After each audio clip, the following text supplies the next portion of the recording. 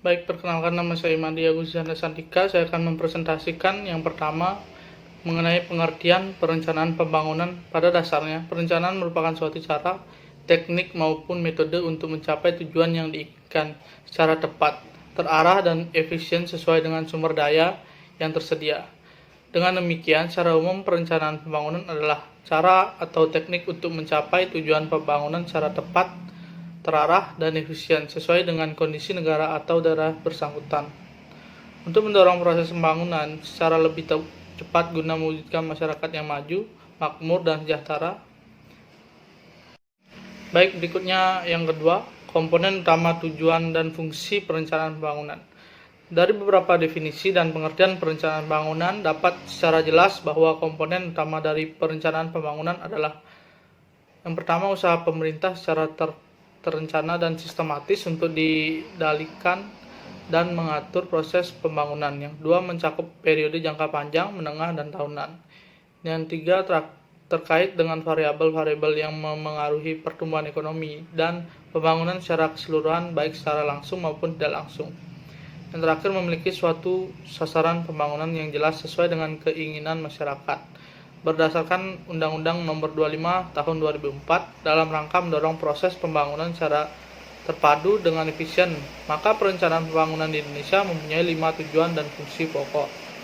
Yang pertama, mendukung koordinasi antar pelaku pembangunan dan menjamin terciptanya integrasi, sinkronisasi, dan sinergi antara daerah, waktu, dan fungsi pemerintah, baik pusat maupun daerah. Yang tiga, menjamin keterkaitan dan konsistensi antara perencanaan, penganggaran, pelaksanaan, dan pengawasan.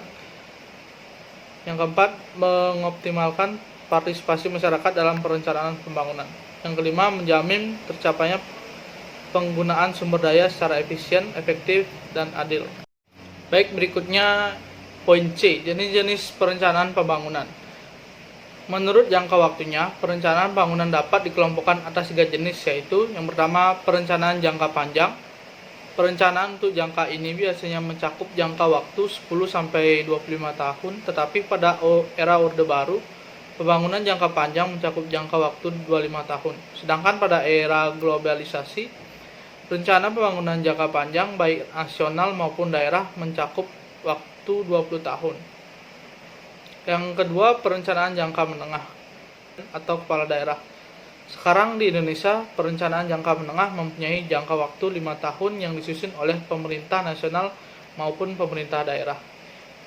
Berikutnya yang terakhir, perencanaan jangka pendek biasanya mencakup waktu hanya 1 tahun sehingga sering dikatakan dengan rencana tahunan atau annual planning. Rencana ini pada dasarnya merupakan jabaran dari rencana jangka menengah. Perencanaan tahunan ini bersifat sangat operasional karena di dalamnya termasuk program dan kegiatan lengkap dengan pendanaannya. Berikutnya, tahapan perencanaan pembangunan. Terdapat 4 tahap dalam proses pembangunan secara umum, yang sekaligus juga menggambarkan tugas pokok bahan perencanaan pembangunan. Yang pertama, tahap penyusunan rencana. Tahap awal dari kegiatan perencanaan dimulai dengan menyusun naskah atau rancangan-rancangan pembangunan yang secara formal merupakan tanggung jawab badan perencanaan baik itu Bappenas untuk meningkatkan nasional dan Bapeda untuk tingkat daerah. Bila penyusunan rencana dilakukan dengan menggunakan pendekatan perencanaan partisipatif, maka sebelum naskah rencana disusun terlebih dahulu perlu dilaksanakan penjaringan aspirasi dan keinginan masyarakat tentang visi dan misi serta arah pembangunan. Yang kedua, tahap penetapan rencana. Selanjutnya, rancangan rencana pembangunan yang telah selesai baru akan berlaku secara resmi bila telah mendapat pengesahan dari pihak yang berwenang. Sesuai ketentuan berlaku, RPJB perlu mendapatkan pengesahan dan DPRD setempat, sedangkan RPJM dan RKPD cukup mendapat pengesahan dari kepala daerah. Yang ketiga, tahap pengendalian pelaksanaan rencana. Kemudian, setelah rencana pembangunan tersebut ditetapkan oleh pihak yang berwenang, maka dimulai proses pelaksanaan rencana oleh pihak eksekutif melalui SKPD. Terkait Namun demikian, sesuai proses dengan ketentuan perundangan yang berlaku, perencanaan masih tetap mempunyai tanggung jawab dan melakukan pengendalian pelaksanaan rencana bersama SKPD yang bersangkutan. Yang terakhir, tahap evaluasi keberhasilan pelaksanaan rencana. Terakhir, setelah melaksanakan kegiatan pembangunan selesai, Badan Perencanaan masih mempunyai tanggung jawab, yaitu melakukan evaluasi terhadap kinerja dan kegiatan pembangunan tersebut. Sasaran utama kegiatan evaluasi ini adalah untuk mengetahui apakah kegiatan dan objek bangunan yang telah selesai dilaksanakan dapat dimanfaatkan oleh masyarakat. Sekian dari presentasi saya, berikutnya akan dilanjutkan oleh teman saya. Sekian. Baik, perkenalkan, nama saya Kavi Nugraha Iskandar, NIM 18170511165. Akan melanjutkan materi berikutnya, yaitu peran pemerintah dalam perencanaan pembangunan. Pada dasarnya, di dalam literatur ekonomi pembangunan sering disebutkan bahwa ada 3 peran pemerintah yang utama, yaitu 1. Sebagai pengalokasi sumber-sumber daya yang dimiliki oleh negara untuk pembangunan. Kemudian penciptaan stabilisasi ekonomi melalui kebijakan fiskal maupun moneter. Yang ketiga adalah sebagai pendistribusi sumber daya. Penjabaran dalam ketiga fungsi ini di Indonesia dapat dilihat pada pasal 33 UUD 1945 di amandemen keempat pada ayat 2 dan ayat ketiga disebutkan bahwa negara menguasai bumi serta kekayaan alam yang dikandung di dalamnya, serta cabang-cabang produksi yang penting bagi negara dan bagi hajat hidup orang banyak. Penguasaan ini dimaksudkan untuk dipergunakan untuk kepentingan kemakmuran rakyat. Kemudian materi berikutnya adalah tantangan pembangunan Indonesia ke depan. Tantangan pembangunan Indonesia ke depan tentu sangat berat dan berbeda dengan yang terjadi sebelumnya. Adapun 4 tantangan yang akan dihadapi oleh Indonesia yaitu 1. Otonomi daerah, 2. Pergeseran orientasi pembangunan sebagai negara maritim, 3. Ancaman dan sekaligus peluang globalisasi, 4. Kondisi objektif akibat krisis ekonomi. Secara tegas, Undang-Undang Nomor 22 Tahun 1999 meletakkan otonomi daerah di daerah kabupaten atau kota.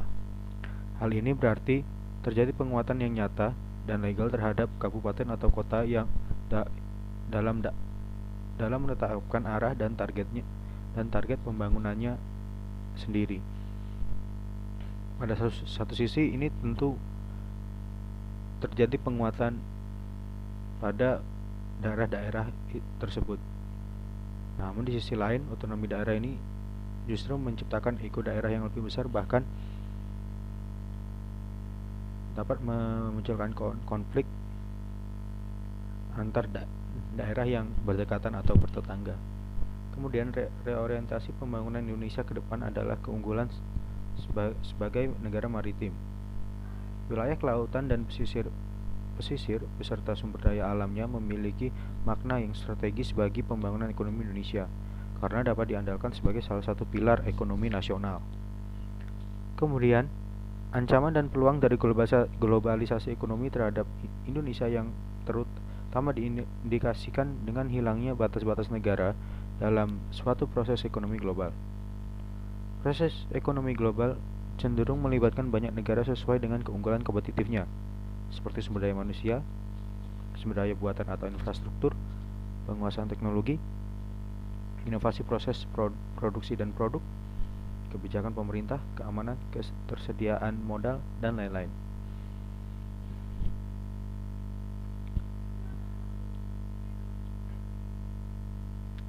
Adapun manfaat yang dapat dirasakan dari globalisasi ekonomi, yaitu 1.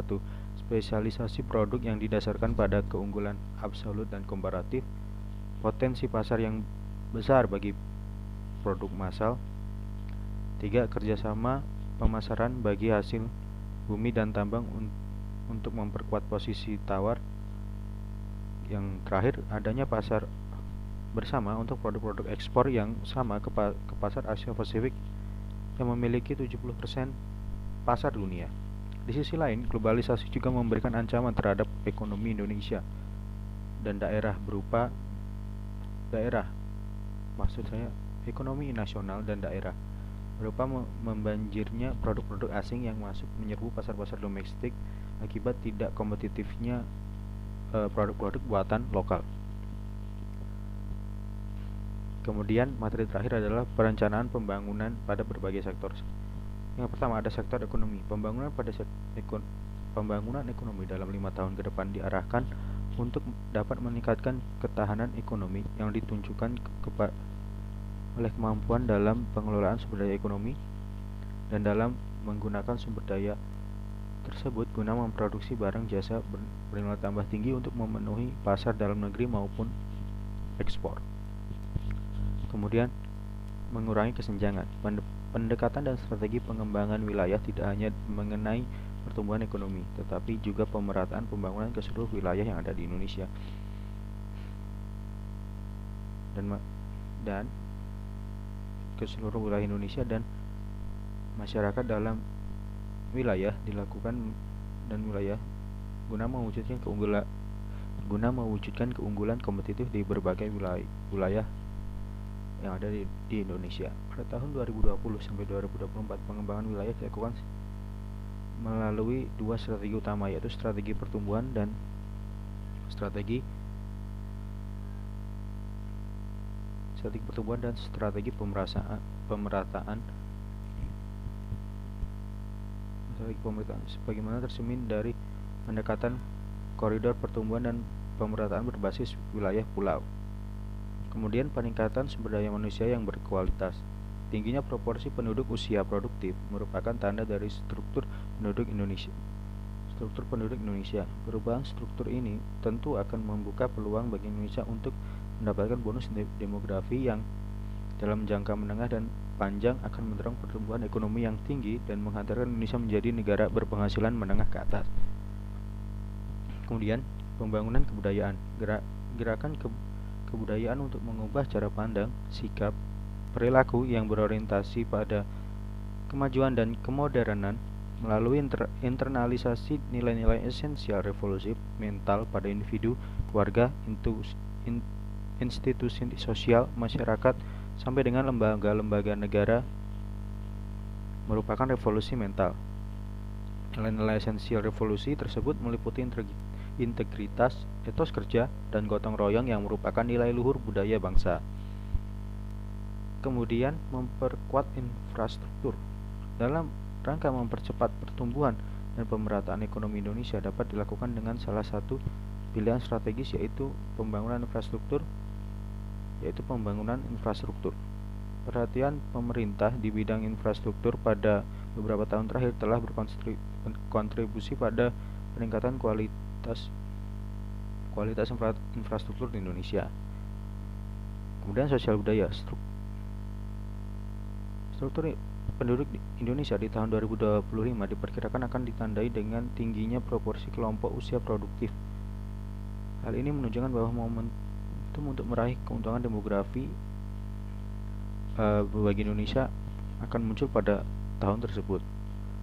Kemudian lingkungan hidup. Pemerintah difokuskan berkomitmen untuk menjadikan lingkungan hidup sebagai pertimbangan utama dalam penyusunan program dan target di berbagai sektor pada periode 2020-2024. Pada hal tersebut, lingkungan yang diharapkan pada tahun 2025 adalah kehidupan adalah sebagai berikut. Kualitas lingkungan hidup akan meningkat sehingga optimal untuk mendukung kehidupan serta aktivitas sosial ekonomi masyarakat.